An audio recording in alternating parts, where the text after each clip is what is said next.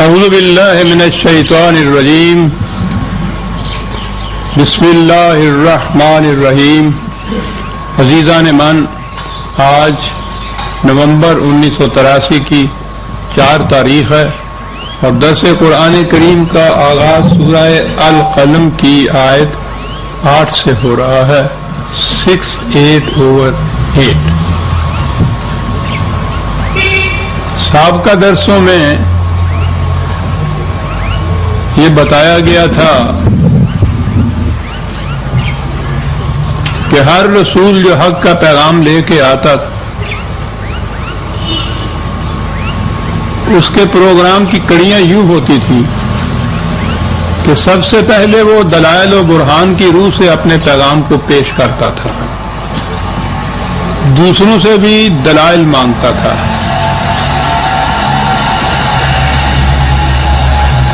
جو ان دلائل سے قائل ہو جاتے تھے پھر وہ ضابطۂ قوانین تھا، ان کا اطلاق ان پہ ہو جاتا تھا. جو لوگ اسے بھی نہیں مانتے تھے اور اس کی مخالفت میں کھڑے ہو جاتے تھے تو اس کے لیے پھر مدافعانہ طور پر قوت کا استعمال ناگزیر ہو جاتا تھا. وہاں قوت استعمال کرنی پڑتی تھی اس روک کو روکنے کے لیے. اس پروگرام کے بعد اب ظاہر ہے کہ اس پروگرام میں سب سے پہلے تو وہ لوگ آئیں گے جو دلائل و برہان کی روح سے اگر چاہیں تو اس بات کو سمجھنے کی کوشش کریں، نہ چاہیں تو ان سے کہا جاتا تھا کہ تم ہمارے پروگرام میں مداخلت نہ کرو، ہم تمہارے پروگرام میں دخل نہیں دیتے. اور اس کے باوجود پھر جو مقابلے میں جو آگے اس کو روکتا تھا اس رکاوٹ کو دور کرنا ضروری ہو جاتا تھا. اب اگلی آیتوں میں ایک اور ٹائپ آتا ہے سامنے مقابلے کرنے والوں کا، مخالفت کرنے والوں کا. شمشیر تک کی بھی صورت یہ تھی کہ کھلے بندوں میدان میں سامنے آتے تھے، کھلے بندوں میں مقابلہ ہوتا تھا. اب ایک اور ٹائپ آتا ہے جو چاہتا ہے کہ کسی طرح سے کمپرومائز کر لیا جائے، مفاہمت کر لی جائے. فَلَا تُطِعِ الْمُكَذِّبِينَ وَدُّوا لَوْ تُدْهِنُوا فَيُدْهِنُونَ کہ یہ حق و صداقت کی تقریب کرنے والا ایک ایسا گروہ بھی ہے جو چاہتا یہ ہے کہ کچھ تم جھکو کچھ وہ جھکیں، کچھ تم پیچھے ہٹو کچھ وہ آگے بڑھیں. مفاہمت یا کمپرومائز جسے کہتے ہیں. قرآن کریم نے اس سے بھی بات کیا ہے، امت مسلمہ کو بتایا ہے کہ یہ بڑے خطرناک قسم کا گروہ ہوتا ہے. اب عام طور پہ آپ دیکھیں گے کہ کشمکش میں کوئی بھی ہو اس میں یہ مقام آتے ہیں، کمپرومائز ہوتا ہے. لیکن یہاں ان کو وہ لوگ بتائے کہ جو تکذیب کر رہے ہیں اور کہا یہ ہے کہ قطعاً ان کی بات نہ ماننا. یہ کیا چیز ہے؟ باطل دوئی پسند ہے، حق لا شریک ہے. شرکت میں آنا ہے، حق و باطل نہ کر قبول. حق پہلے ہی وقت میں اپنے مقام پہ اٹل ہوتا ہے اور سوال ہی نہیں ہوتا کہ وہ کچھ گیو اینڈ ٹیک کر سکے، کمپرومائز کر سکے، مفاہمت پیدا کرے. میں اکثر یہ مثال دیا کرتا ہوں کہ ایک شخص 2 اور 2 4 کہتا ہے، دوسرا 2 اور 2 6 کہتا ہے. اب 4 کہنے والا وہ حق پر ہے، 6 کہنے والا باطل سے ہے. درمیان میں آ جاتے ہیں، یہ وہی کہتا ہے کہ صاحب باہمی ضد سے کیا حاصل ہے، آئیے کچھ کمپرومائز کر لیں. اور کمپرومائز یہ ہو کہ تم بھی مان لو میں بھی مان لیتا ہوں کہ 2 اور 2 5 ہوتے ہیں. اب وہ جو 6 کہنے والا تھا اس کا تو کچھ نہیں بگڑا، وہ پہلے بھی باطل پہ تھا اب بھی باطل پہ ہے. یہ جو پہلے 4 کہنے والا حق پہ تھا اس کا تو رہا ہی کچھ نہ. یہ تو اگر 4.25 بھی کہہ لے گا تو اپنے مقام سے گر گیا. حق کہتے ہی اسے ہیں جو اپنے مقام پر اٹل ہو، اس میں کمپرومائز نہیں ہو سکتا، اس میں کوئی دوسری چیز شامل نہیں ہو سکتی. اور پھر قرآن ہی کے الفاظ میں اس کے حصے بکھرے بھی نہیں ہو سکتے کہ اس کے کچھ حصے کو آپ مانیں اور کچھ حصے سے انکار کر دیں. وہ تو فادخلوا فی السلم کافۃ ہے، وہ پورے کا پورا حق کو لینا ہوگا یا اسے چھوڑنا ہوگا۔ یہ بھی غلط ہے کہ کوئی حصہ اس کا لے لیا جائے اور دوسرے حصے سے انکار کر دیا جائے۔ تو یہ جو چیز مفاہمت کی یا کمپرومائز کی چیز ہے، جو حق پر ہے، یہاں ذرا بھی ایک قدم وہ اس سے ادھر ادھر ہوا وہ باطل پہ آ گیا۔ عام طور پہ لوگ کہیں گے کہ صاحب یہ بڑا ضدی ہے، اپنی بات پہ اڑا ہوا ہے، دیکھیے نا۔ اور جو مفاہمت کرانے والے بیچ میں آ جاتے ہیں ثالث، وہ بھی یہ کہتے ہیں کہ دیکھیے صاحب اس کو دیکھیے کہ وہ مقام اپنا چھوڑتا ہے، وہ کہتا ہے ٹھیک ہے میں مانے لیتا ہوں، میں پیچھے آ جاتا ہوں، میں کہہ دیتا ہوں 2 اور 2 5 ہوتے ہیں، اور یہ ہے کہ ضدی ہیں صاحب، ہل ہی نہیں رہے اپنے مقام پہ۔ ضدی اور حق پرست میں بڑا فرق ہوتا ہے۔ ضدی وہ ہوتا ہے کہ وہ اپنی بات جو اس نے خود اختیار کی ہے اور اس کے اختیار میں ہے کہ وہ اس کو چھوڑ کے دوسری بات اختیار کر لے، وہ اگر اپنی بات پہ ناحق اڑا ہوا ہے تو وہ تو ضدی کہلائے گا۔ لیکن جو حق کو لے کے آگے بڑھا ہے وہ حق کو چھوڑ کیسے دے؟ اسے ضدی نہیں کہا جاتا، اسے اصول پرست کہا جاتا ہے۔ جو لوگ حق کے ماننے والے ہیں وہ اصول پرست ہوتے ہیں، ان کی یہ ضد نہیں ہوتی۔ حق کا تقاضا یہ ہوتا ہے کہ وہ اپنے مقام سے ذرا بھی ادھر ادھر نہ ہٹے۔ دین جب مذہب میں تبدیل ہو جاتا ہے وہ ہر مقام پہ وہ پھر مفاہمتیں کرتا ہے، حق مفاہمت نہیں کرتا۔ اب قرآن اگلی آیات آئی ہیں ان میں ان کا ذکر ہے جو مفاہمت کرنے والے ہیں، اور عجیب چیز ہے جو قرآن نے بتا دی کہ یہ کیریکٹر لیس لوگ ہوتے ہیں، ان کا کیریکٹر کوئی نہیں ہوتا۔ یعنی پہلے ہی جو بات وہ پیش کر رہے ہیں وہ ایسی نہیں جس کے متعلق ان کو یقین ہو کہ یہ حق ہے، اس میں کمپرومائز نہیں ہو سکتا، اٹل ہے، یہ نہیں ہوتا۔ سودے بازی ہوتی ہے کہ یہ کہہ دو، جتنا دکاندار جیسے نفع لینے والا بیچنا تو اس نے ہوتا ہے، 100 روپے پہ 150 روپیہ قیمت بتاتا ہے اور پھر کہتا ہے جی تسی 10 کی دے ہوگے۔ جس دکاندار کے ہاں یہ اصول ہوگا کہ میں وہی کہوں گا جو مجھے لینا ہے، اس پہ اگر آپ یہ کہیں گے کہ صاحب کچھ کم کرو تو وہ کہتے ہیں کہ صاحب آگے چلے جائیے، یہاں یہ اصول نہیں ہے۔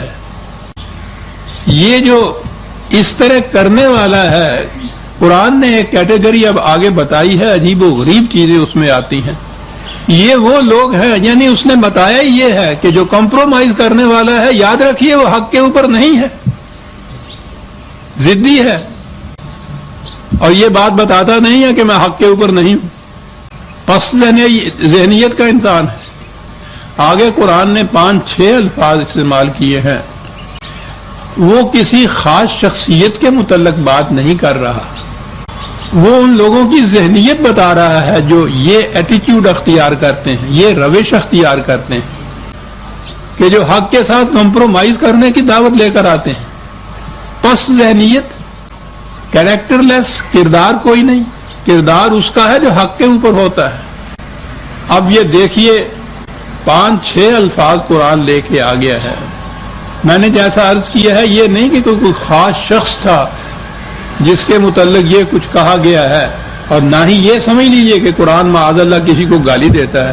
قرآن تو بتوں کو گالی دینے سے بھی منع کرتا ہے، یہ جائے کہ اپنے کسی مخالف کو، اپنے کسی حریف کو وہ گالیاں دینا شروع کرے معاذ اللہ۔ وہ ذہنیت بتاتا ہے کہ اس ذہنیت کے لوگ بھی آئیں گے، اور متعدد مقامات پہ کہا گیا ہے یہ کہ یہ ٹھیک ہے رسول، ہم جانتے ہیں کہ جو لوگ دلائل و براہین سے بات کریں گے ان سے بھی تو تنگ نہیں پڑے گا، جو میدان جنگ میں کھلے بندوں شمشیر لے کر آئیں گے ان سے بھی نہیں تو تنگ پڑے گا۔ یہ جو اس قسم کی ذہنیت اور کیریکٹر والے لوگ آئیں گے، ہم جانتے ہیں کہ اس سے تو تنگ پڑ جاتا ہے۔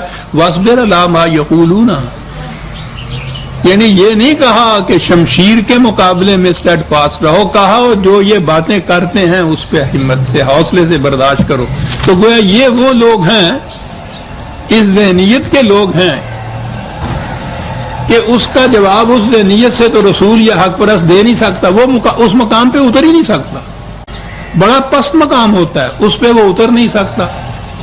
اب مقابلہ کس طرح سے کرے؟ برداشت کرنا پڑتا ہے۔ برداشت کی کیفیت یہ ہے تو قرآن تو یہ کہتا ہے کہ تو اپنی جان بھلا لے گا، اس لیے ہمت سے کام لو، دل برداشتہ نہ ہو۔ تو گویا یہ وہ ٹائپ آتا ہے ان لوگوں کا کہ جن کی مخالفت میں مخالفت کم ہوتی ہے، پست ذہنیت اور کمینہ پن زیادہ ہوتا ہے۔ ولا توتے، پہلے یہ بات کہ مت بات مانو ان کی، یہ جو کمپرومائز اور مفاہمت کرنے والے آتے ہیں، اب دیکھیے کہ کیا کیا ان کی خصوصیات بتائی گئی ہیں۔ کل حلاف مہین، مہین پست ذہنیت کا، ذلیل کردار کا انسان، پست ذہنیت کا انسان، اور بتایا یہ ہے کہ حلاف، بات بات پہ قسم کھائے گا، یہ جھوٹے کی پہچان ہوتی ہے۔ سچے میں خود اعتمادی ہوتی ہے، وہ بات اپنی کہتا ہے تو اس اعتماد کے ساتھ کہتا ہے کہ جو کچھ میں نے کہا ہے یہ سچ ہے، مجھے ضرورت نہیں ہے کہ میں قسمیں کھا کے اپنے جھوٹ کو سچ کر کے بتاؤں۔ حلاف قرآن نے جو کہا ہے، بار بار قسمیں کھا کے اپنی غلط بات کو سچا ثابت کرنے کی کوشش کرنے والا حلاف ہے۔ ہمارے لیے ان چیزوں کے اندر سبق یہ ہے عزیزان من کہ ایسی سیرت ایک مومن کی نہیں ہونی چاہیے، نہ ہو سکتی ہے۔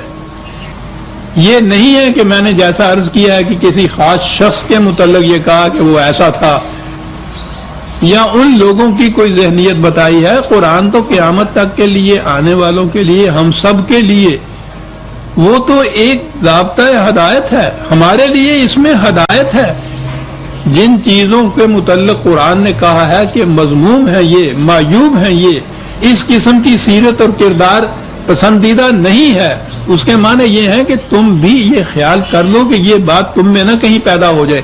حلاف ہونا جو ہے، قرآن نے پہلے یہ بات کہی کہ جھوٹا ہوتا ہے جو حلاف ہوتا ہے، جو بار بار قسمیں کھاتا ہے وہ جھوٹا ہوتا ہے۔ ولا توتے، اب اس کے بعد یہ کہا، اور مہین ہوتا ہے، جیسا میں نے عرض کیا ہے، جس میں خود اعتمادی ہوتی ہے، وہ وزن دار بات کرتا ہے اور اس کے بعد کہتا ہے کہ میری بات سچی ہے، جو کچھ ماننا ہے تو مانیے، نہیں تو نہ مانیے، بلکہ اسے تو رنج پیدا ہوتا ہے اگر اسے کہا جائے کہ تم نے جھوٹ بولا ہے تو۔ مہین ہوتا ہے جو حلاف ہوتا ہے، وہ حلاف ہونا جو ہے قرآن نے بڑا معیوب بتا دیا۔ اب آگے چلیے، پہلے میں الفاظ بتاتا ہوں آپ کو کس انداز میں قرآن لیے چلا آ رہا ہے۔ حماز مشاء بنمیم مناع للخیر معتد اثیم عتل بعد ذلک زنیم۔ ان الفاظ کے معنی آپ کے سامنے ہوں تو آپ دیکھیں کہ قرآن کس قسم کا ایک ٹائپ، ایک کیریکٹر کس قسم کا پیش کر گیا ایسا۔ حماز، پنجابی کہتے ہیں چوبا لاؤن والا، کچوکے مارنے والا اس کو کہتے ہیں، کچوکے مارنے والا اردو میں، لیکن کیونکہ یہ پنجابیوں کی ہے تو ایک گل زیادہ، یہ جڑا نا چوبا مارنے والا یہ عجیب چیز ہے، کچوکے مارنے والا۔ اس کے معنی ہوتے ہیں جماعت میں تفریق پیدا کرنے والا اور کمینی حرکتوں سے۔ یہ یاد رکھیے، اس میں ہر چیز جو ہے مہین کی ہے، دنات ہے، کمینگی ہے اس کے اندر۔ کچوکے مارنے والا، جماعت میں تفریق پیدا کرنے والا، اور اس کے معنی ہوتے ہیں کہ جسے ہر جگہ نقص ہی نقص نظر آئے، کوئی اچھی بات نظر ہی نہ آئے، مکھی کی طرح جب بیٹھے گندگی اور غلاظت پہ بیٹھے، کوئی چیز اسے خوبصورت اور حسین نہ نظر آئے، ہر ایک کی عیب کی تلاشی کرتا رہے، یہی ڈھونڈتا رہے کہ برائی کہاں ہے، کتنی ہے اس کے اندر، نقص ہی نقص اس کو دکھائی دے، اچھائی کہیں دکھائی ہی نہ دے۔ یہ عجیب قسم کی ایک ذہنیت ہے اور ذہنیت کے بدلنے سے تو سب کچھ بدلتا ہے۔ قرآن نے جو کہا ہے کہ تم تو ایک طرف، خدا بھی اس قوم کی حالت کو نہیں بدلتا جو خود اپنی ذہنیت کو بدل نہ لے، سارا دار و مدار ذہنیت کے بدلنے پہ ہوتا ہے۔ ذہنیت ایک یہ بتائی نا کہ جسے ہر جگہ خوب خرابی نظر آئے، نقص ہی نقص نظر آئے، برائی ہی برائی نظر آئے، کس قدر جہنم کی زندگی ہے ایسے شخص کی۔ قرآن اس قسم کا تغیر نفس و ذہنیت میں تبدیلی پیدا کرتا ہے کہ وہ خوبی کو خوبی دیکھتا ہے، خرابی کو خرابی دیکھتا ہے۔ کوئی ایک حدیث نبی اکرم صلی اللہ علیہ وسلم کی ہے، چمک دی ہوئی دعا ہے اللہ تعالیٰ سے کہ یا اللہ وہ نگاہ مجھے دے جو ہر شے کی حقیقت کو دیکھ لے، برائی کو برائی دیکھے، بھلائی کو بھلائی دیکھے. اور جب پھر قرآن کی بصیرت جسے نور اللہ کہا گیا ہے، خدا کی روشنی، یہ تبدیلی وہ پیدا کرتا ہے کہ جس میں پھر انسان کو جہاں جہاں اچھائی ہوتی ہے وہ ابھر کر نظر آتی ہے اپنی نگاہ میں، یعنی وہ اس قسم کا چشمہ لگا لیتا ہے. قرآن ایسی تبدیلی پیدا کرتا ہے کہ اسے پھر دنیا میں جہاں جہاں اچھائی ہوتی ہے وہ ابھر کر نظر آتی ہے. کیا یاد آ گیا اختر کا شعر کہ یہ کس کو دیکھ کر دیکھا ہے میں نے بزم ہستی کو، کہ جو شے ہے نگاہوں میں حسین معلوم ہوتی ہے. قرآن نگاہوں میں یہ تبدیلی پیدا کرتا ہے، اور تبدیلی یہ نگاہ یہ ہونی چاہیے عزیزان من کہ جہاں کوئی چیز کسی میں کوئی اچھی ہے وہ پہلے نظر آئے اس کی. پھر یہ کچوکے نہیں مارے گا، پھر یہ تفریق نہیں پیدا کرے گا، پھر یہ جہنم کی آگ میں جلے گا نہیں. وہ ذہنیت تو کسی میں اچھائی بھی دیکھتی ہے تو جل بھن اٹھتی ہے. ایک لفظ ہے حماز. آپ دیکھیے کہ عربی زبان کی جامعیت کے ایک لفظ میں کتنے معانی وہ سمو کے رکھ دیتے تھے. یہ حمازۃ اللبۃ اللہ جمع معلوم و عددہ، وہ حماز. حمازم مشائن، مشائن کے معنی ہوتا ہے لگائی بجائی کرنے والا، ہر وقت چلتا پھرتا رہنے والا. اس کے پاس ادھر چلا گیا. سنا تم نے کچھ ایسے؟ یعنی وہ کام ہی یہ ہے تو اس کے پاس چلا جا رہا، اس کے پاس چلا جا رہا، پھر رہا، چل رہا ہے اس کے. مشائن کوئی اور کام ہی نہیں ہے. ہمارے دور میں اس کو وسپرنگ کمپین کہتے ہیں، اور پروپیگنڈے کی یہ موسٹ افیکٹو یا مؤثر ترین یا بدترین شکل ہوتی ہے. صبح اٹھے اور ادھر کہہ دیا سنا کچھ تم نے؟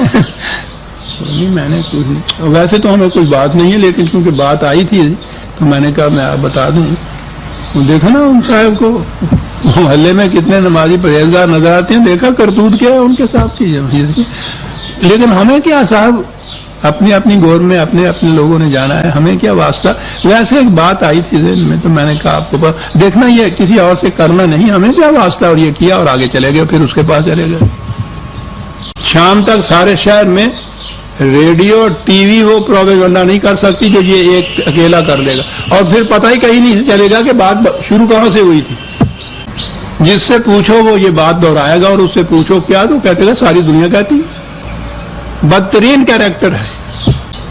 کسی کے خلاف کچھ کہنا ہے اس سے کہو، کھل کے کہو، دھڑلے سے کہو، سامنے آ کے کہو، بے نقاب کہو. مشائن. پھر کر دوں عزیزان مان، یہ وہ چیزیں ہیں جن سے مجتنب رہنے کے لیے قرآن نے ان چیزوں کو دہرایا ہے. یہ نہیں ہے کہ وہ کسی خاص شخص کی آیتیں بتا رہا ہے. یہ کیریکٹر نہیں ہونا چاہیے لگائی بجائی کرنے والا جسے ہمارے ہاں کہتے ہیں ادھر سے ادھر، ادھر سے ادھر. کیا لفظ ہے مشا. بے نمیم، بھڑکانے والا، برانگیختہ کرنے والا، مشتعل کرنے والا. بڑا ہی بے حیا ہے تو. وہ اس طرح سے تمہارے خلاف کہتا ہے بیٹھا ہوا ہے صاحب. میں کہتا ٹھیک ہے صاحب، یہ بے حمیتی کہلاتی ہے، بے غیرتی کہلاتی ہے جو تم کہہ رہے ہو. تحمل نہیں ہے، برداشت نہیں ہے. یہ کچھ کرنے والا بھڑکا رہا ہے، انگیخت کر رہا ہے. مناع للخیر، کوئی بات بھلائی کی ہو اس میں روڑے اٹکانے والا، ایسی بات کرنے والا کہ اس میں تخریب نکلا ہے.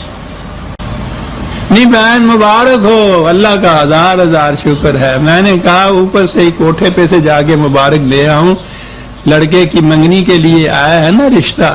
بڑی خوشی کی بات ہے، اللہ ہارے کہ ہاں یہ کچھ کرے. خوشی ہے بہن. اچھا میں جاتی ہوں. میں تو دعا کرتی ہوں کہ جیسے اللہ نے اس بچے کا رشتہ کیا ہے اسی طرح اس کی مرگی بھی ہٹا دے تو اچھا. وہ نیچے بیٹھے ہوئے ہیں، مبارک دے. بیٹی ہنستی ہے بابا کی بات. ہاں جی، من لائی للخیر، کیا بات ہے، بڑے سجن بن کے ہوتے ہیں، بہت ہمدردی کے ساتھ یہ دعا کرتی ہے میں اللہ کے ہاں سے کہ جیسے اس نے یہ کیا اس کی مرگی بھی ہٹا۔ آپ دیکھیں گے یہ کیریکٹر آپ کو ملیں گے ہر جگہ، اب آپ ذہن میں لاتے چلے جائیے۔ میں سمجھتا ہوں پردہ سیمی کی طرح وہ لوگ آپ کے سامنے آتے جائیں گے آپ کے ہم معاشرے کے اندر، اور اب تو خدا کے فضل سے بہتات ہے ان کی، سب کے کچھ زیادہ تلاش کرنے کی ضرورت نہیں رہتی۔ مناع للخیر، معتدن، تخریبی مقاصد میں سب سے آگے بڑھنے والا۔ عجیب چیز، قرآن نے دو متضاد الفاظ لایا ہے، معتدن اور اسیمن۔ ناقہ عاصمہ کہتے ہیں وہ جو اونٹنی تھک کر پیچھے رہ جائے ڈار کے، اور معتدن اعتداد ہوتا ہے جو آگے بڑھنے والا ہو، ہر برائی اور تخریب کے کام میں سب سے آگے آگے، اچھائی کے کام میں سب سے پیچھے پیچھے۔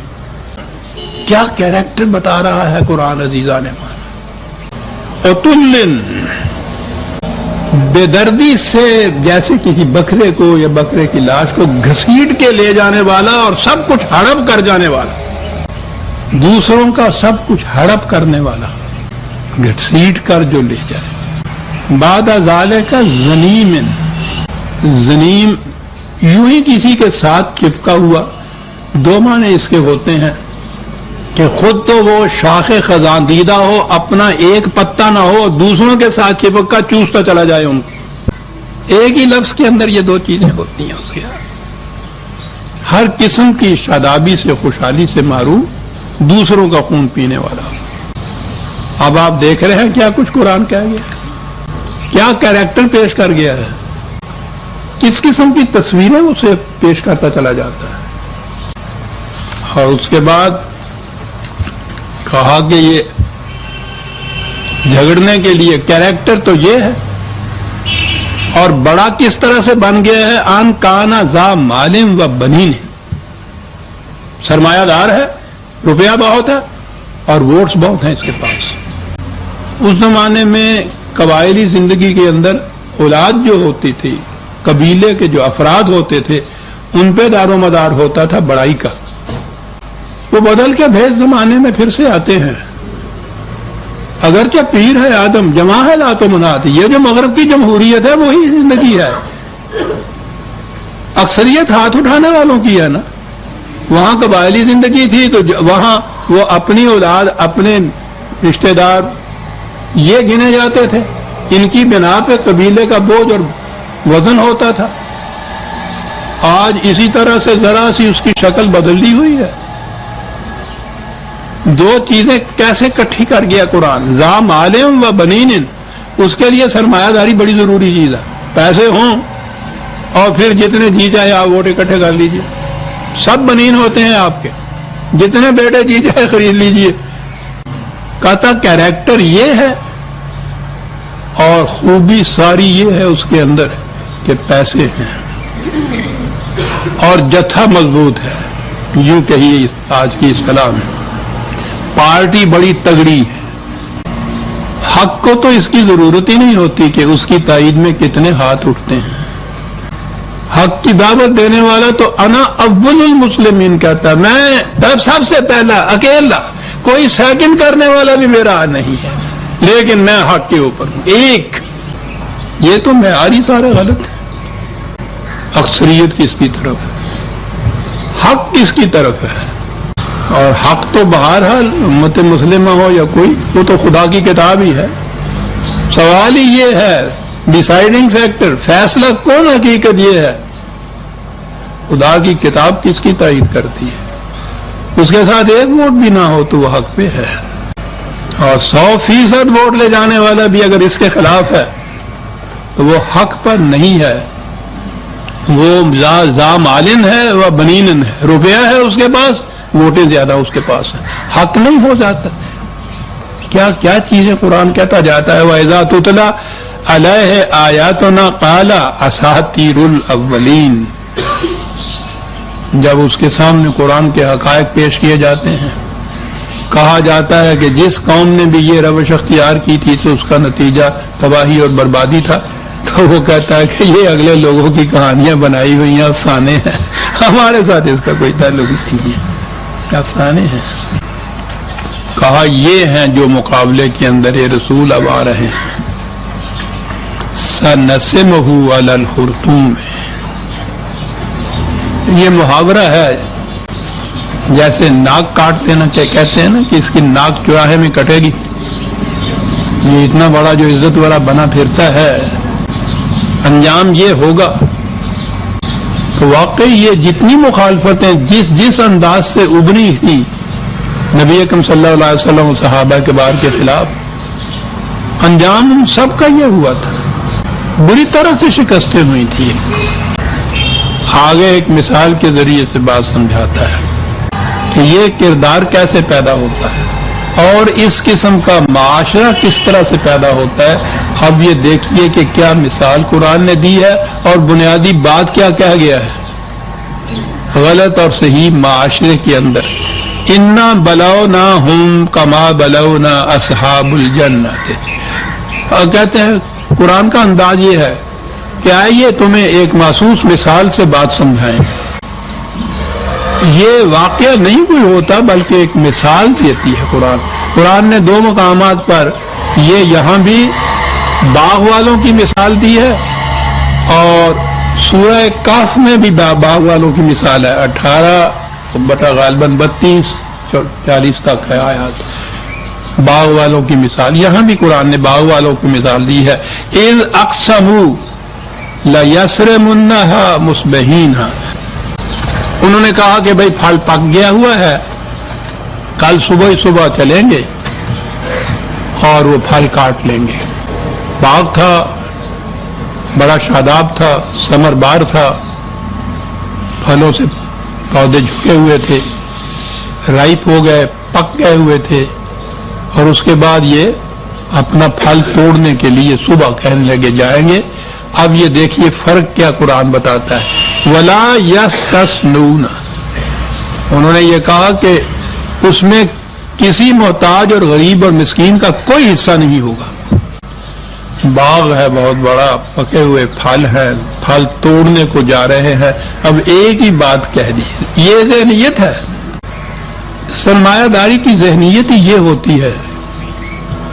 قارون کے متعلق جو قرآن نے کہا ہے نا کہ اسے کہا گیا کہ اتنا مال اتنی دولت جمع کر لی ہے، تو اس میں دیکھو تو غریبوں کا، مسکینوں کا، محتاجوں کا حصہ ہے۔ تو اس نے کہا کہ میں نے جمع کر لی ہے، یہ میری کاریگری ہے کہ جس کی وجہ سے میں نے جمع کر لی ہے، غریبوں مسکینوں کا اس میں کیا ہاتھ ہے؟ انہوں نے اس کے جمع کرنے میں کیا کیا ہے؟ یعنی یہ اس نے دلیل دی تھی کہ مجھے میری کاریگری سے ہی ملا ہے، اس لیے اس میں کسی کا حق نہیں ہو سکتا۔ اب بات دوسری طرف چلی جائے گی، ورنہ ہر سرمایہ دار سے پوچھا جائے کہ خود پہ وہ محنت نہیں کرتا، یہ جتنا کچھ آ رہا ہے یہ انہی غریبوں کی محنت کا نتیجہ ہے نا جو تمہارے پاس آ رہا ہے۔ لیکن وہ تو یہ کہتا ہے کہ میرا سرمایہ، میری تکنیک، میری ہنرمندی، میری کاریگری، چالاکی، فریب کاری، سب کچھ میں نے کیا اور میرے پاس یہ آ گیا، ان کا اس میں کیا ہے؟ وہ یہ کہتا ہے۔ اب یہ دیکھیے کہ مثال کہاں آ رہی ہے، بھرے ہوئے باغات ہیں، ذہنیت یہ ہے کہ کسی محتاج اور مسکین کا اس میں کوئی حصہ نہیں ہے۔ فَطَافَ عَلَيْهَا طَائِفٌ مِّن رَبِّكَ وَهُمْ نَائِمُونَ، یہ فیصلہ کر کے کہ صبح جا کے پھل کاٹ لیں گے، سو گئے، اور سوتے ہی سوتے ٹڈی دل آیا باہر سے، اور وہ ایسا آیا کہ اس نے فَأَصْبَحَتْ كَالصَّرِيمِ، اسے سارے باغ کو ایسے کر دیا جیسا کسی کھیت سے فصل کو کاٹ لیا جائے اور جو باقی بن جائے باقی رہ جائے، یوں ٹوٹ رہ کے ایک طوفان آیا ٹڈی دل کا، ختم کر دی۔ آپ کو یاد ہے جو آیات حشر کی غالباً 56 کی جو میں قرآن نے یہ کہا تھا کھیتی اگانے والوں کو کہ ذرا دیکھو صحیح کہ اس میں تمہارا کتنا حصہ ہے، ہمارا کتنا حصہ ہے۔ زمین کس کی ہے؟ تمہارے باغ کی نہیں ہے، زمین ہماری ہے، تم تو حال ہی چلاتے ہو نا، پانی کی ضرورت ہے تم پانی بنا سکتے ہو، ہم بیچتے ہیں نا، حرارت کی ضرورت ہے، سورج تمہارا ہے، ہمارا ہے نا، تم تو صرف نگہداشت کرتے ہو، تھوڑی سی محنت کرتے ہو، کھیتی پک گئی، کھلیان تیار ہو گئے، اب اس کے بعد کہا کہ اب یہ کاروبار تمہارا اور ہمارا مشترکہ تھا، یہ خدا کہہ رہا ہے تو دیانتدار کاروبار کی طرح آؤ، حصہ کر لو، بانٹو اس کو، تمہاری صرف محنت ہے، ساری انویسٹمنٹ ہماری ہے، ہمارا حصہ ہمیں دو، اپنا حصہ آپ دے جاؤ۔ لیسا للانسان الا ما سعی، صرف محنت کا حقدار ہوتا ہے، جس کمائی میں محنت شامل نہیں ہے، صرف انویسٹمنٹ ہے، وہ حرام ہے، ربا ہے۔ کہا تمہاری محنت ہے، تم اپنا حصہ لے لو، ہمارا حصہ ہمیں دو۔ کہا کہ جی آپ تو کہیں نظر ہی نہیں آتے، کہیں ملاقات ہی نہیں ہوتی، آپ کو حصہ کس طرح سے دے؟ کہا بھوکوں کو دے دو، ہم تک پہنچ جائے گا، قرآن ہے۔ کہا یہ کہہ کے صبح گئے، فتنادوا مصبحین، پکارا ایک دوسرے کو، ان اغدوا علی حرثکم ان کنتم صارمین، چلو چلو جلدی صبح ہی صبح جا کے فارغ ہو جائیں، پھل کاٹ لائیں۔ فانطلقوا وهم يتخافتون الا يدخلنها اليوم عليكم مسكين، جا رہے تھے اور چپکے آپس میں باتیں کر رہے تھے کہ دیکھنا، ایسا انتظام کرنا، ایسی احتیاط کرنا کہ یہ کوئی بھوکے محتاج یہاں جبڑ کے آ جائیں۔ ان کی عادت ہے، پتہ لگتا ہے کہ کھیتی کاٹنے گئے ہیں، برداشت کرنے گئے ہیں تو یہ آ جاتے ہیں، ہجوم کر کے آ جاتے ہیں۔ آپس میں چپکے سے باتیں کرتے جا رہے تھے کہ کوئی بھوکا ادھر نہ آنے پائے، انتظام کر لینا اس کا۔ وغداؤ علی حرد قادرین، اور ان کے پاس ایسا تھا انتظام، اتنا تھا کہ وہ کسی غریب کو قریب نہ آنے دیتے۔ وہ 4 آدمی باہر کھڑے کیے ہوئے، غریب بیچارہ کہاں جا سکتا ہے، وہ تو مانگنے والا ہوتا ہے۔ فلما رأوها قالوا انا لضالون، کیا انداز ہے قرآن کا سٹوری بیان کرنے ہے۔ کہتا ہے کہ اپنی باغ کے اوپر پہنچے تو کہنے لگے ایک دوسرے سے کہ میاں کوئی راستہ تو نہیں بھول گئے، یہ کہاں آ گئے ہم آپ؟ راستہ کہا تم تو آج نہیں بھولے، دیر کے بھولے ہوئے تھے۔ ایک دوسرے سے پوچھ رہے ہیں کہ کہاں آ گئے ہم۔ پھر اس کے بعد آنکھیں ملی، ذرا دیکھا، کہا کہ نہیں، باغ تو وہ ہمارا ہی ہے۔ ہوا کیا؟ بل نحن محرومون، ہمارا تو بیڑا غرق ہو گیا، کچھ رہا ہی نہیں ہے، چٹی پڑ گئی، ساری محنت گئی، سب کچھ تباہ ہو گیا، برباد ہو گئے ہم، دعائی مچا دی۔ ایک جھٹکا آیا تھا نا خدا کا۔ قال اوسطهم الم اقل لكم لولا تسبحون، ان میں سے وہ شخص جو ذرا اعتدال رکھتا تھا، جس کا ذہن جو صاحب مدہوشی کے عالم میں نہیں تھا، کچھ ہوش برقرار تھے اس کے، اس نے کہا کہ میں تم سے نہیں کہا کرتا تھا۔ اب یہاں جو ہے نا، پھر میں عرض کروں لولا تسبحون، عام ترجمے آپ دیکھیں گے کہ وہ کہتا تھا کہ میں نہیں کہا کرتا تھا کہ تسبیح بھی پھیرا کرو، دیکھا تسبیح نہیں تھی پھیر دے، کہا کہ میں نہیں کہا کرتا تھا۔ فسبح بربک العظیم، خدا کی ربوبیت عظمیٰ کے لیے تگ و تاز کیا کرو، ساتھ اس کے لیے محنت کیا کرو، کوشش کیا کرو۔ قالوا سبحان ربنا انا كنا ظالمین، اس پہ انہوں نے اعتراف کیا کہ ہاں ٹھیک ہے، ہم ہی زیادتی کر رہے تھے جو اس میں غریبوں اور مسکینوں کا حصہ نہیں شامل کرتے تھے۔ فاقبل بعضهم على بعض يتلاومون، اور پھر وہ آپس میں لگے جھگڑنے، جیسے ہوتا ہے ایسے وقت کے اندر ملامت ایک دوسرے کو کرنے لگے کہ تیرا بیڑا غرق، تو نے یہ کرایا، میں نے کہا تھا، وہ دوسرا کہتا اس کو کہتا ہے، ایک دوسرے کو ملامت کرنے لگ گئے۔ اس نتیجے پہ نہ پہنچے کہ پھر یہ سارے ہی مجرم ہیں اس کے اندر۔ قالوا یا ویلنا انا كنا طاغین، اور اس کے بعد پھر افسوس کرتے ہوئے کہ واقعی ہم نے ہی قوانین خداوندی سے سرکشی برتی تھی، اس لیے یہ کیفیت پیدا ہو گئی۔ عسى ربنا ان يبدلنا خيرا منها انا الى ربنا راغبون، کہا کہ اب ہم آئندہ احتیاط برتیں گے اور اس میں غریبوں کا حصہ رکھیں گے، اس کے مطابق عمل کریں گے، تو ہمیں یقین ہے، ہمیں امید ہے کہ خدا ہماری محنتوں کا بھرپور نتیجہ ہمیں دے گا۔ بات ہوئی تھی نا کہ ہم تمہیں سمجھاتے ہیں باغ والوں کی طرح، ہم ان لوگوں کا جو اس طرح سے یہ ہر چیز کے اوپر جو سانپ بن کے یہ بیٹھے ہوئے ہیں اور اپنے مال اور بنین کے زور کے اوپر حق کی مخالفت کرتے ہیں، کہا کہ ان کا تو ہم نقشہ الٹ کے رکھ دیں گے ایسا جیسے وہ باغ والوں کا نقشہ الٹا تھا۔ دیکھا مثال کیا دی ہے، محسوس مثال دیتا ہے قرآن، ذہنی نہیں صرف ہوتی، اعتقادی صرف نہیں ہوتی، یوں ہی نہیں ہوتا کہ ان کا بیڑا غرق ہو جائے گا، وہ سچ میں دکھاتا ہے بیڑا جو غرق ہو رہا ہوتا ہے، کہتا ہے یہ کیفیت ہوتی ہے ان لوگوں کی، اس طرح سے ان کا نقشہ الٹ جائے گا۔ جو یہ ذہنیت رکھتے ہیں کہ صرف مال اور جتھے کی مضبوطی کے اوپر سمجھتے ہیں کہ ہم حق پر ہیں اور حق کی مخالفت اس لیے کرتے ہیں، یہ ہو جائے گی صورت، نہ مال رہے گا، نہ بنین رہیں گے، نہ جتھا رہے گا، نہ دولت رہے گی، قوت نہیں رہے گی، یہ کیفیت پیدا ہو جاتی ہے۔ اور یہ سب کچھ کہنے کے بعد کذالک العذاب، اے رسول ان سے کہہ دو کہ اسے کہتے ہیں خدا کا عذاب۔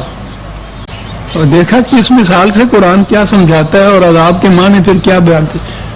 وہ جو ہمارے ہاں ہے نا، میں نے کہا جاتا ہوں، ہر بار کہتا ہوں کہ ٹھیک ہے آخرت کی زندگی اس کا عذاب و ثواب برحق، لیکن یہ عذاب وہیں سے نہیں، یہاں عذاب شروع ہوتا ہے، اور یہی تو وہ چیز ہے جس سے درس عبرت مل سکتا ہے انسان کو کہ اس کا نتیجہ یہ ہوتا ہے۔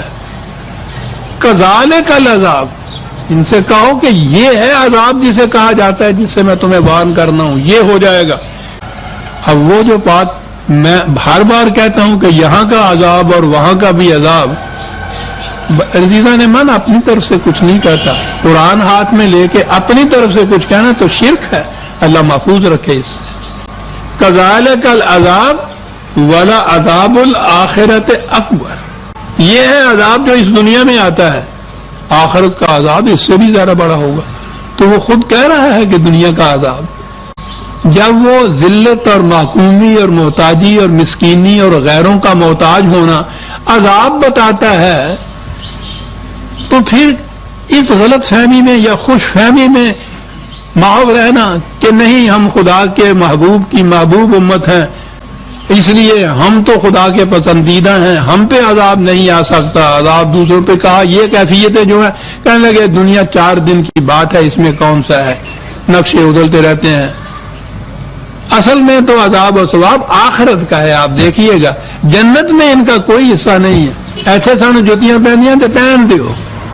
قرآن کہتا ہے کذالک العذاب، یوں عذاب آتا ہے، بھرے ہوئے کھلیان اناج سے قوم بھوکی مر رہی ہے، لدے ہوئے پھلوں سے درخت، غریب ایک ایک چیز، اس کا غریب کا بچہ ایک چھوٹے سے بیر کے لیے ترس رہا ہے۔ کذالک العذاب، کیا جو انہوں نے کہا تھا کہ ہم محروم ہو گئے، وہ صرف ٹڈی دل ہی محروم نہیں کرتی ہے، انسانوں کے ٹڈی دل جو ہے وہ تو بیڑا غرق کر کے رکھ دیتا ہے۔ سب کچھ ہوتے ساتھ کسی کے نصیب میں کچھ نہیں ہوتا، غلط نظام جو ہے وہ ہے عذاب خدا کا۔ مثال یہ بتائی ہے کہ سب کچھ ہوتے ساتھ بھی یہ کیفیت ہو کہ محتاجی اور مسکینی گھر کر گئی اس قوم کے اندر، محرومیت، محروم کہا ہے قرآن نے۔ لو کانوا یعلمون، ایک کاش غلط نظام والے اس بات کو سمجھ سکتے جو ہم نے کہا ہے کہ بھرے ہوئے کھلیان اور لدے ہوئے پھلوں سے درخت بھی من رہ جاتے ہیں اگر نظام غلط ہو تو، لینے والے لے جاتے ہیں، جو پیدا کرنے میں سال بھر دن رات محنت کر کے گاڑے پسینے کی کمائی سے یہ پیدا کرتے ہیں، وہ محروم رہتے ہیں۔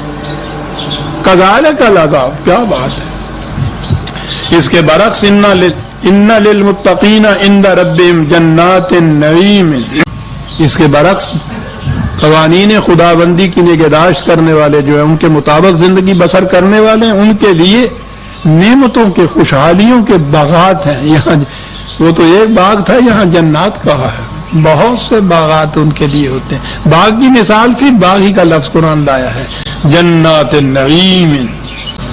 کہا ان سے کہو سوچو، افنجعل المسلمین کالمجرمین، کیا ایسا ہو سکے گا کہ ہم مسلمین کو مجرموں جیسا بنا دیں؟ اللہ امتیازی خط کھینچ دیا قرآن نے. مسلمان اور مجرم برابر نہیں ہو. جو مجرم ہے وہ مسلمان نہیں ہو سکتا. اور جو قوم المجرمین قرآن نے کہا ہے تو وہ قوم المسلمین نہیں ہو سکتی. قرآن کہہ رہا ہے کہ کیا ایسا ہو سکتا ہے کہ ہم مسلموں کو اور مجرموں کو برابر یکساں ایک جیسا کر دیں؟ یعنی ہو ہی نہیں سکتا. قرآن نے تو ایسی واضح مثال دی ہے کہ جس میں میں نے عرض کیا کسی ذہنی عقیدے کی ضرورت ہی نہیں لانے کی. اس نے یہ کہا ہے دوسرے مقام پہ کہ یہ ہو نہیں سکتا کہ کفار مومنین پر غالب آ جائیں. ہو نہیں سکتا. اب جسے ہم مومنین یا مسلمان کہتے ہیں، ساری دنیا کی مسلمان قومیں کفار کے پیچھے لگی ہوئی ہیں، وہ غالب ہیں ان کے اوپر. قرآن کہتا ہے کہ یہ ہو نہیں سکتا، خدا کہتا ہو نہیں سکتا، تو پھر کیا چیز ہوگی؟ تو یہی بات ہوگی نا جن پر یہ غالب ہیں یہ مومنین ہیں ہی نہیں. پہچان یہ ہوگی کہ جماعت مومنین پر کفار غالب نہیں آ سکیں گے. پہچان یہ ہوگی کہ مسلمین مجرمین جیسے نہیں ہو سکیں گے.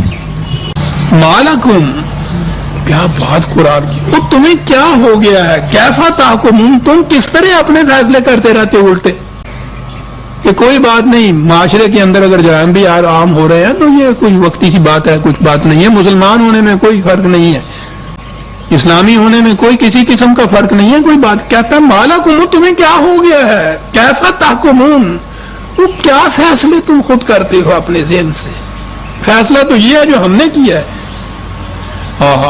ام لکم کتاب فیہ تدرسون، کیا قرآن کے سوا کوئی اور کتاب ہے تمہارے پاس جس میں یہ فیصلے لکھے ہوئے ہیں؟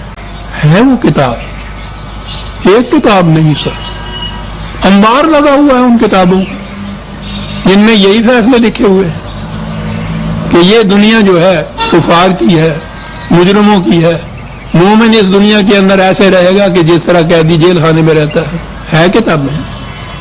غربت اور مسکینی جو ہے یہ فخر ہے، ذلت اور محتاجی خدا کے بندوں کی نشانی ہے کتاب میں جن میں لکھا ہوا ہے ان لکم فیہ لما تخیرون. کیا بات ہے. اور وہ کتابیں ہیں تمہارے پاس کہ جو وہ کچھ بتاتی ہیں جو تم چاہتے ہو. اللہ ایزان من، قرآن جس کے سامنے ہو وہ کہیں جا ہی نہیں سکتا. وہ کتابیں ہیں تدرسون، انہی کی تدریس کرتے ہو، انہی کو اپنے دارالعلوموں میں پڑھاتے ہو، انہی کے مطابق واضح کہتے ہو، انہی کے مطابق قوانین بناتے ہو. ہیں کتابیں تمہارے پاس، اور ان کا وہ اس لیے تم سینے سے لگائے ہوئے ہو کہ ان لکم فیہ لما تخیرون، کہ جو تم چاہتے ہو وہ کتابوں کو دے دیتی ہے تم کہ ٹھیک ہے جی آپ کی مرضی کے مطابق شرعی قانون ہو جائے. وہ کتابیں یہ دیتی ہیں. ام لکم ایمان علینا بالغۃ الی یوم القیامہ، یا تم نے ہم سے کوئی وعدہ لے رکھا ہے اس قسم کا، معاہدہ بلکہ لے رکھا ہے کہ قیامت تک کے لیے تم ہمارے محبوب امتی رہو گی. ہے کوئی اس قسم کا پیمان دے رکھا تم نے ہم سے کہ تم جو جی میں آئے کرتے رہو؟ کوئی وعدہ لے رکھا ہے اس قسم کا؟ انا لکم لما تحکمون، یہ وعدہ کہ جو کچھ تمہارا جی چاہے تم فیصلے کرو، جس طرح کے جی چاہے قانون بناؤ، فتوے دو، وہ سب کے سب خداوندی قرار پا جائیں گے. یہ ہے کہیں تم نے ہم سے وعدہ لے رکھا ہے کہ فیصلے تو تم اپنی طرف سے کرو اور کہو یہ کہ نہیں خدا سے ہم نے وعدہ لے رکھا ہے کہ وہ خدائی فیصلے قرار پا جائیں گے، وہ اسلامی قوانین قرار پا جائیں گے، فیصلے تو آپ کرو. لما تحکمون، بڑے غور طلب چیزیں ہوتی ہیں عزیزان من. قرآن کا لفظ اس نے جو کہا ہے کہ انل حکم الا للہ، حکم صرف خدا کا ہے. اس نے جو کہا ہے کہ من لم یحکم بما انزل اللہ فاولئک هم الکافرون، خدا کی کتاب کے مطابق جو حکم نہیں کرتا وہ کافر ہے.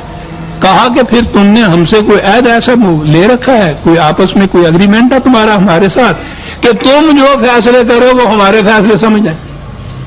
تحکمون وہی حکم کا لفظ ہے، فیصلوں کا ہے، حکومت کا ہے، قانون سازی کا ہے. اللہ اکبر. سالہم، अय्युहुम बिज़ालिका ज़ईम, ए रसूल पूछो इनसे, और इनसे कहो कि लाओ वो बड़ा जो तुम्हारा है, जो छाती पे हाथ रख के ये कहे कि हाँ साहब ऐसा ही है जो हम कहते हैं। कहा इनसे कहो लाओ वो सामने हमारे कौन है।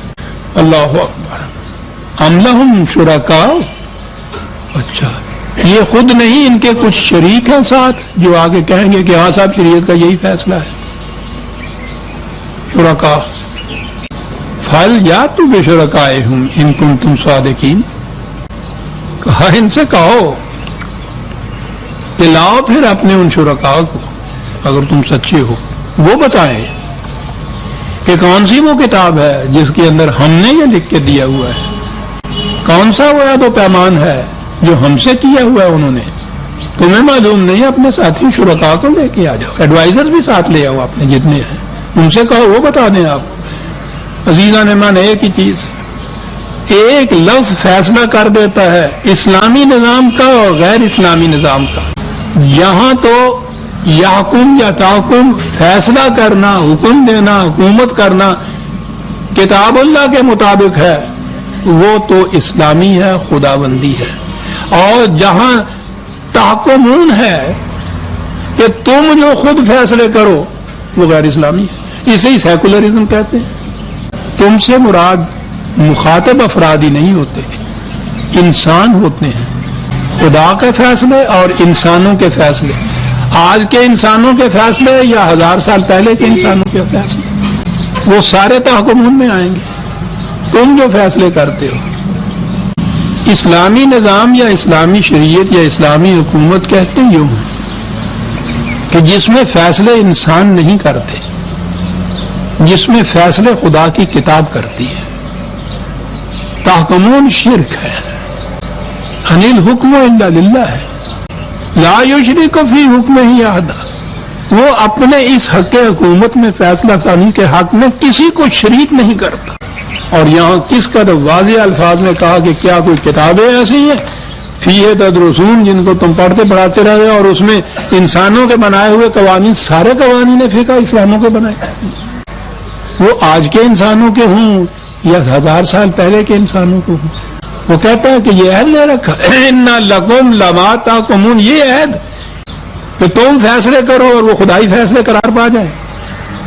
हाँ सलहुम अय्युहुम बिज़ालिका, क्या बात है रसूल, इनसे पूछो कि लाओ उस बड़े को जो ये ज़ौम करता है कि हमारे फैसले खुदा के फैसले होते हैं।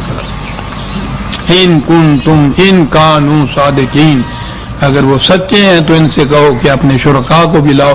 और आगे फिर है कि यौमा युक्शफु अन साक़िम व युदअउना इला सुजूद फला यस्ततीऊन। बात आगे चलेगी कि जब फिर गलत निज़ाम के नताइज तबाह कुन, जैसा कि बार बार आ चुकी है बात, फौरी नहीं सामने आया करते। कुरान इसको मोहलत का वक्फा कहा करता है कि उस मोहलत के वक्फे के बाद जब फिर वो फल पक जाता है तो उस वक्त फिर अजाब इस शक्ल में सामने आता है कि खेतियां उजड़ जाती हैं, बाग वीरान हो जाते हैं, माल तबाह हो जाते हैं, जत्थे ख़त्म हो जाते हैं और खुदा का कानून गालिब आता है। और उस वक्त मुस्लिम और मुजरिम एक जैसे नहीं हो सकते। अजीज़ा नेमान, सूरह अल कलम की आयत 41 तक हम आ गए, 42 से आइंदा लेंगे। रब्बना तक़ब्बल मिन्ना इन्नका अंतल रहीम।